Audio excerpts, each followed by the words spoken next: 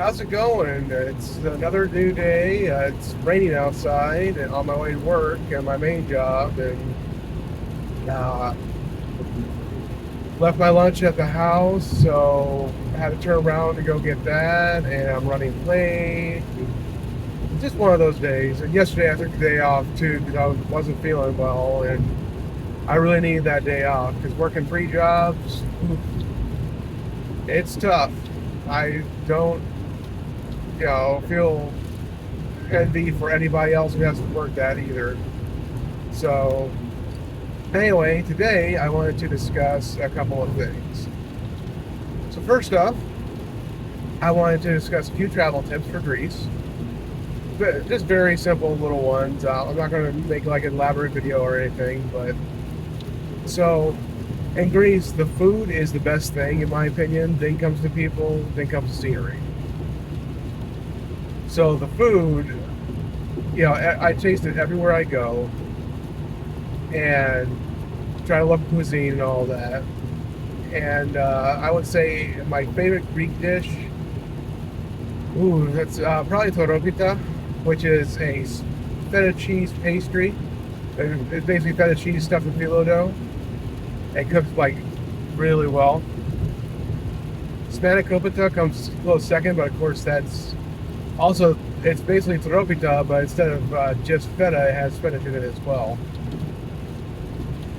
But my other favorites are souvlaki, which if you go to Greece and see souvlaki, it's a meat skewer.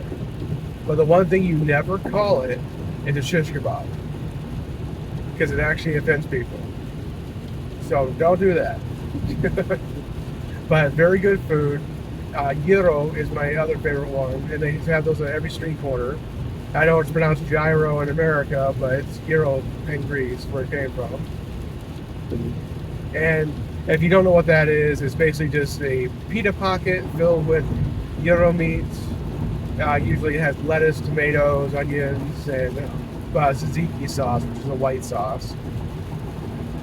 And my other travel tips would be, if you're going there, make sure that you pack a small bag with you to travel around, because they have, the only real means of transportation there is taxi.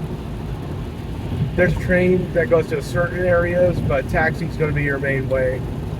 And if you're hauling a whole bunch of luggage around, then it's not going to work out too well. But great for a solo adventure, though, if you're going lightly packed. Now, the other tip is that everybody in Athens basically smokes. So if you're somebody who has lung problems or cystic fibrosis or something like that, definitely stay away from Athens. Santorini is pretty much cleaned up, so that should be okay. Crete is pretty good.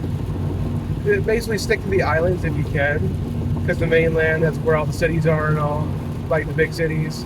That's where you're going to find a lot of the smokers and all. So that's the basic travel tips I have today. And sorry, this video, I was just thinking about it on my way to work. So, and one more thing I want to say is that when it comes down to the people in Greece, if you're invited to somebody's home, let's say you're on a solo travel or something, and somebody invites you to their home, be prepared to eat. And I mean be prepared to eat. They are very hospitable people. They like to overfeed their guests. And I've had many memories where our landlord, when I was living there, my sister and I, we had family friends that did that. And yeah, it's a lot of food, but you know what? It's delicious. So the other thing I was going to talk about today was where my travel agency is going. And I've talked to a bunch of suppliers. I've got lots of suppliers out there, and for those that don't know, suppliers are basically your Disney Worlds, your cruise lines, those main companies. And I partnered up with quite a few of them, so I'm really excited about that. And I'm ready to send somebody out on their own adventure. I have a lot of adventure suppliers too, and would really love to see somebody that wants to go on that solo trip to explore the world on their own, or a couple that wants to go out exploring and have fun and immerse themselves in culture is a big thing. I love the culture of everywhere I go, just learning about it.